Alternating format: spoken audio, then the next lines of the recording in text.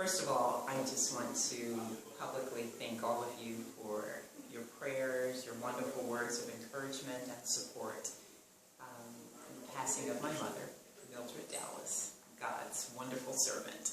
I've gotten all of your Facebook messages and notes, and it's just been a period of ministering to my family and some other things that I've not been able to respond. But know that you are in my heart, and I appreciate your encouraging words. So I'll just speak a minute about her leaving us. She decided, my mother, first of all, let me just say, for those of you who've been kind of out of the loop, is that my mother had left George Washington Hospital on July the 1st, against all odds, when they said that she would only survive off of the ventilator for a minute or so. She did extremely well, and she was out of the hospital within a week, and she was at Providence short-term rehab. And when she was in ICU, couldn't even lift her head up. And she went on to not only lift her head up, but as recent as last week, for the first time, she was able to walk the entire length of the rehab hallway. And we just knew that she would be home by Labor Day, but God had other plans. And after one of her really good rehab days, she didn't feel well, and she really kept complaining of chest problems, breathing problems, and they took her to the emergency room at Providence and ran some tests to make sure that the pneumonia had not come back. And subsequently, they put her in ICU and immediately wanted to re-intubate her and do some other things. My courageous mother decided that she wasn't going through that again, and she decided that she didn't want anything else done. Nothing, nothing. And so she wanted to go home to hospice immediately, and unfortunately, because of the level of care she needed for oxygen, it would have been an ambulatory liability or something, and they wouldn't allow that. And because she had refused all additional treatment, they had to remove her from the ICU bed. They couldn't justify her staying there. Subsequently, she was transferred to the highest level in the hospital, close to heaven, the 8th floor, and she got a room there, and that's where we began to administer morphine to make her comfortable in her transition. I think there was a little confusion with my post as we were waiting for her family to arrive on Thursday.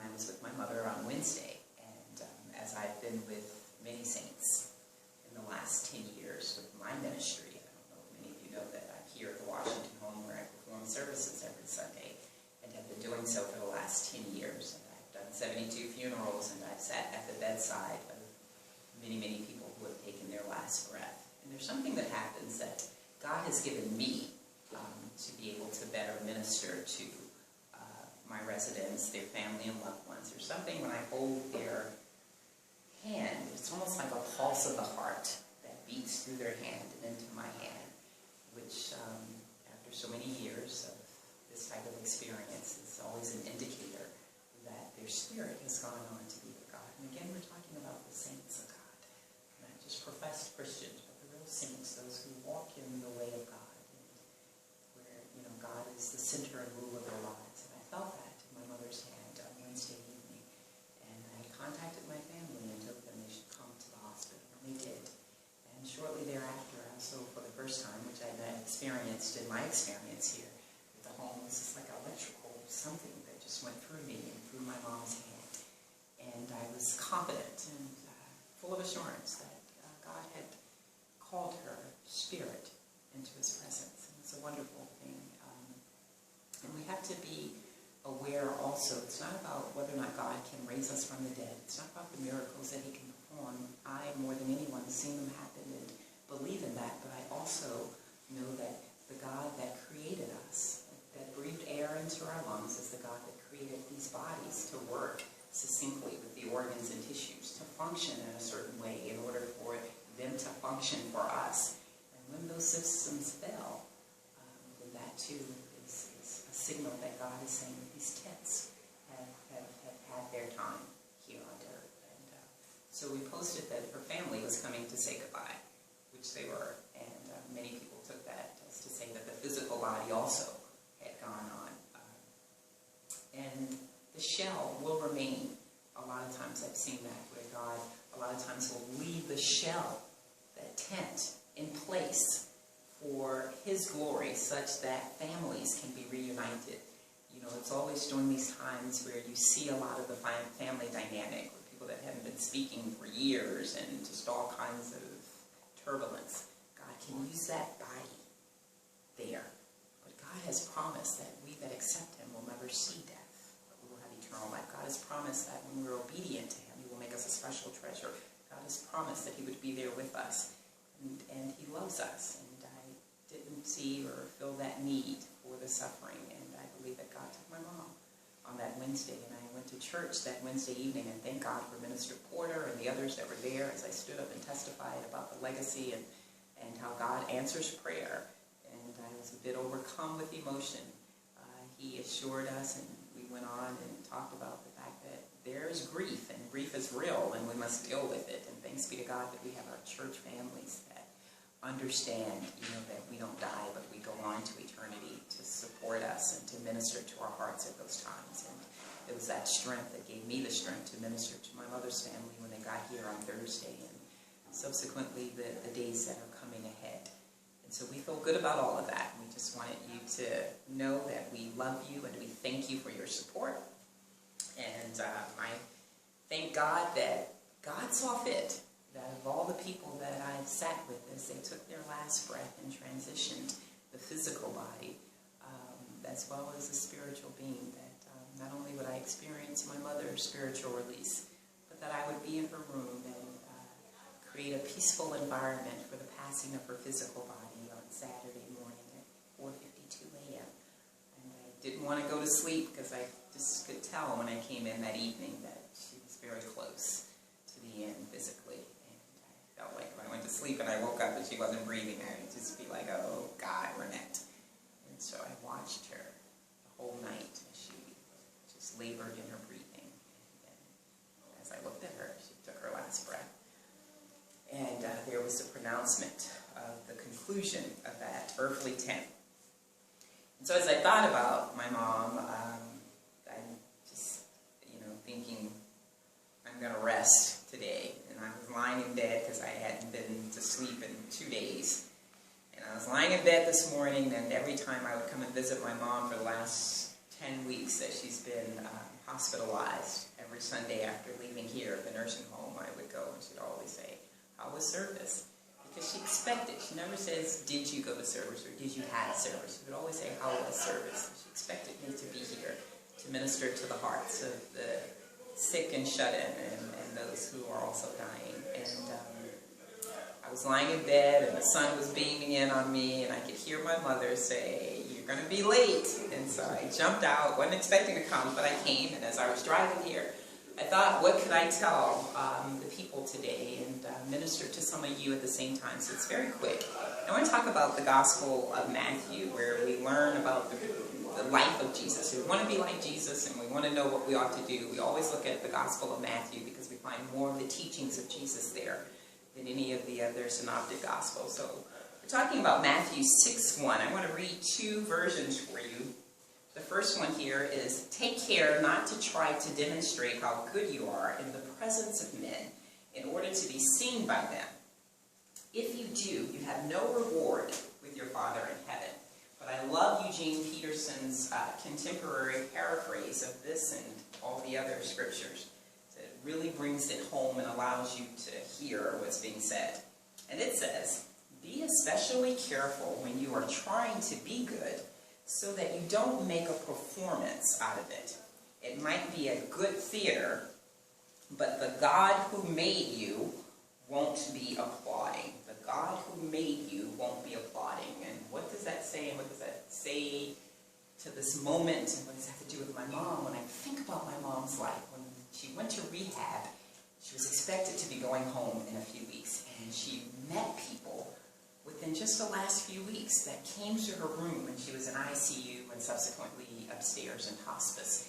And they just were moved with emotion that she was about to transition. They couldn't believe it, first of all, because she was doing well. She's not a sickly type of person.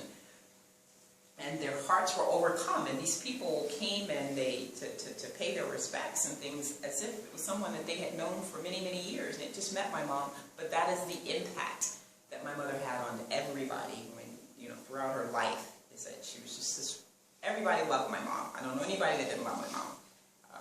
Can't say that about me, can't say that about any of my brothers and sisters, that everybody that we come into contact just loves us. Everybody loved my mom, and she was just wonderful. And in the short period of time that she knew these people, they were just succumb with sadness at the revelation that she was about to transition. And that's because of my mother's life, and my mother's life was about serving God. When I was writing her ad for the newspaper and the obituary, I had to make sure that right beneath Mildred Ann Foreman Dallas, that there is a servant of God, the servant of the Most High God, and that's what her life exemplified, was serving God, and that is why people loved her, because she was always willing to give. Call Mildred, call Miss Dallas, because she will be there when everybody else says no. She was the ultimate volunteer at the church. She had this wonderful life where she had the time and the resources that if you had to pay her a little later, she'll make sure that everything looks right. I mean, she could make a coffee hour, like this magical buffet, and people loved her for that, and they loved her sense of not judging and just always willing to say yes, no matter what the circumstances, without asking you, how did you just get yourself into this situation? And so in this passage it's saying, take care not to demonstrate how good you are in the presence of men. She didn't care about you and what you thought about what she was doing, which is why she was able to continue to serve. I tell people that, get all in a handsy or fit when their name is not on the program, when they were working diligently behind the scenes and no one recognized them or no one calls them to, the pulpit or whatever. It's not about that. I tell people here at the Washington home, I told them just this morning that the 10 years that I've been coming here, I love them. I love them with all my heart. I love them as though they were aunts and uncles and family loved ones. But I do what I do because I do it for God, and God talks about the rewards that we get. We don't like to talk about rewards anymore because there's that whole prosperity preaching thing going on in the back. But the fact of the matter is that in this gospel, Jesus speaks about the rewards often. And there's something to be learned about the reward that you often get. He talks about, be obedient to me, and I will make you a special treasure. Talks about the reward, because there has to be a reward. There has to be a reward, and there has to be a punishment. If there's no reward and there's no punishment, then life is what? It doesn't have, it's meaningless. And nothing about God is meaningless. And so in order to do, the actions that we do must either have a reward or a punishment. And if they don't, then what is the point in doing anything? And so what was the point in my mother's life? The point in my mother's life was the reward. And what reward is that? The reward, the ultimate reward of her life, of Christian life, is that you come into the presence of God. That's the ultimate reward. But what gets us to that point, the first thing that gets us to that point, is the satisfaction. We do this thing here for the pure satisfaction of being obedient to God. You go and you serve faithfully in the church and diligently in the church because it satisfies God. Never grow weary in doing God's good work, and that's what she had in her mind and in her heart, and that is why you could see the expression on the people's faces when they came to visit her in those last couple of days, because she was a good person, and even though they were serving her in her rehab care, she was always giving that. She was giving encouragement to people that work, I always call the nursing jobs thankless jobs, and she was giving them seeds of encouragement, I'm sure. I wasn't there for all of it, but I know that she was testifying to them and giving them something to make them feel good about what they were doing, and we don't do that enough. And so my mother was able to always have that impression and impact on people because she was always working towards that which we're to do, and that is that God be glorified in the things that we do. When you serve such that God is glorified, not that man will appreciate you, not that man will give you an accolade or anything, but that God sees us, and that's why you get that spirit of excellence, and I love my mother for the legacy that she left with me. That is why I serve the way that I serve, and I do what I do in every compartment of my life with a spirit of excellence, because it's not about the people that I'm immediately contacted. It's about God being glorified in my life. And God was glorified in my mother's life because she always went after the reward of satisfaction, that God would know that she was being obedient to him. And then next, you're dealing with, what is this all about?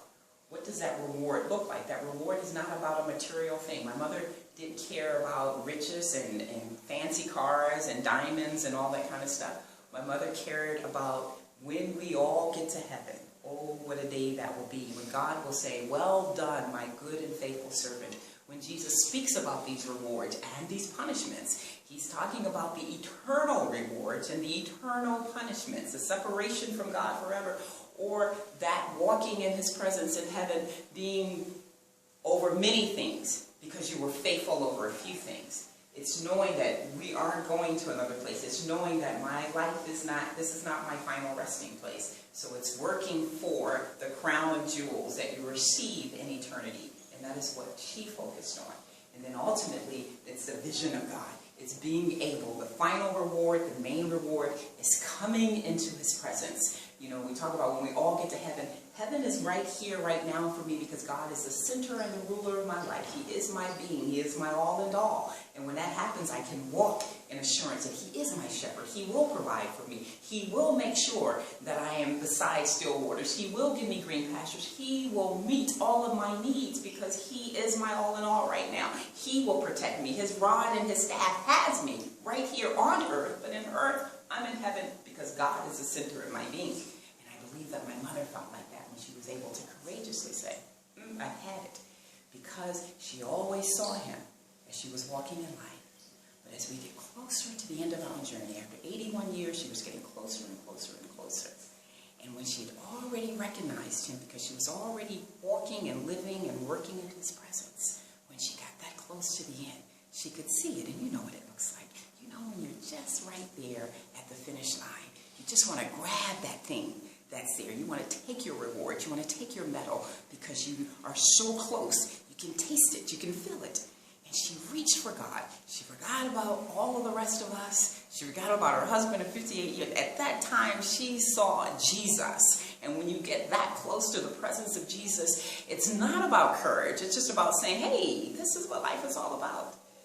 It's about coming into his presence. And what a joyous time that ought to be. And that final reward is when we recognize the ultimate wisdom of God. The Bible says, be ye transformed.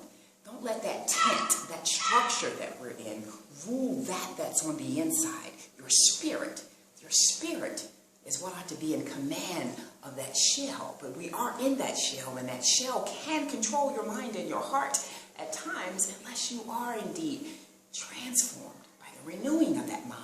That it takes what's inside the shell, the Spirit of God. And that is what she saw. And that's the wisdom of God. It's being submissive to the power of the Holy Spirit that says, this is where I will have you be. And this is the season that I have you be here. And for us not to be able to say, it is well with my soul, is to doubt the wisdom of God. The one that is responsible for the sun coming up every day and the going down of the same. The one that is responsible for the earth on its rotational axis. The one that keeps things from hitting us in the head because they're moving at millions of miles per millisecond. I mean, the universe and the way that it is formed, because he brought darkness and into the marvelous light, and he gave that which had no form. That is the God that wants to be in control. That is the God that knows everything, that has the power to do everything. That is the wisdom of God that says, this is the end of your season. And to not rejoice and not to allow it to be well in our soul is to say that I doubt the wisdom of God. And it is the wisdom of God that says that I knew you before you were created in your mother's womb. The God that brought me from my mother's womb is the God that has decided that this is the day she will enter into his presence forever. That has to be well with my soul. I have to rejoice in knowing that that same wise God that cared for my mother from the time that she came from my grandmother's womb until the day that he took her is the same God that will care for her in eternity. That is the same God that has him in the bosom right now. And that's why there is no fear, there can be no heavy sadness. There's always that thing that we won't be able to tangibly put your hand on that person, hold them and snuggle them right now, but that can't be greater than the knowledge and the wisdom and the understanding that where they are right now is in the presence of the one that we have lived to glorify every day of our lives. And for that, we can only say thank you, God. And embrace when he comes and knocks on our door and says it's time. Well done, my good and faithful servant. God bless all of you. Thank you again for your prayers. Continue to pray for my family. Continue to pray for the strength and comfort of her other half, my father, that is waiting.